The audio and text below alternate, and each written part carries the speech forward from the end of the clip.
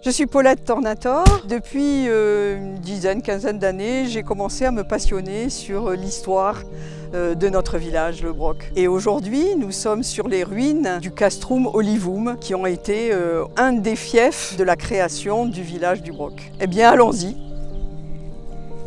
Nous sommes à la croisée des chemins, de 3 chemins plus exactement, pour arriver à l'ancien village qu'on appelle Olive, Castrum Olivum ou Castrum de Oliva. Donc ces 3 chemins, les 2 partant du village du Broc, un du quartier des Prés, l'autre du moulin à huile et le 3e chemin qui va nous amener jusqu'au Var. Ce tout petit village date au moins du XIIe siècle, mais le premier écrit date de 1143, puisqu'on le retrouve dans un acte de donation à l'abbaye de Lérins. Ensuite, on le trouve aussi en 1229, où Guillaume II de Ribotti, qui est à ce moment-là le comte de Provence, va acquérir de Romée de Villeneuve le fief de l'Olive en même temps que le fief de Bézaudun. Au XIVe et XVe siècle, par contre, les habitants ont quitté petit à petit cet endroit à cause des combats qu'il y avait dans cette région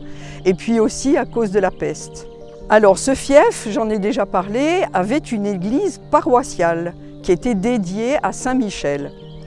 Je vous propose d'aller sur site pour regarder cette chapelle, ce qu'il en reste malheureusement des ruines.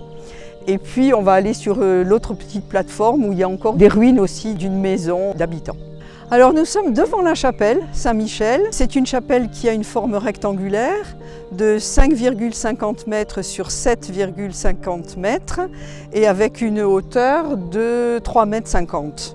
Elle n'avait pas d'abside et on voit son entrée avec un arche. Elle est en pierre. Ces pierres ont été visiblement colmatées par du tuf qui était probablement récolté au bord d'une source à peu près à 400 mètres de ce lieu.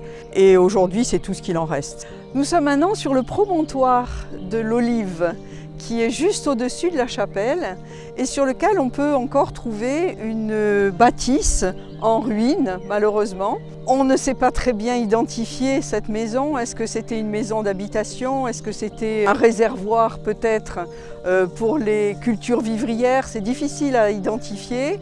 Pourquoi je parle d'entrepôt pour les cultures vivrières? Parce que ce qui est important de voir sur ce site, c'est que premièrement, il va très loin. Il partait d'ici jusque dans le Var, où il y avait des cultures, un peu de vignes, mais surtout des cultures vivrières qui permettaient aux habitants de vivre. Et c'était des cultivateurs essentiellement. L'autre aspect important de ce site, c'est qu'il voit tous les villages de l'autre côté du Var.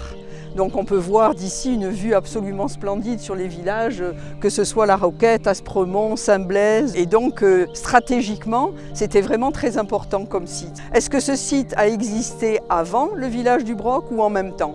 Les dates qu'on connaît permettent de dire qu'ils vivaient en même temps.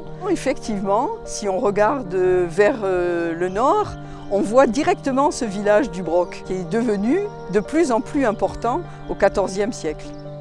Eh bien, nous voilà de retour au point de départ. J'espère que cette promenade vous a plu, autant qu'à moi en tous les cas. Et je vous donne rendez-vous à très bientôt pour d'autres découvertes.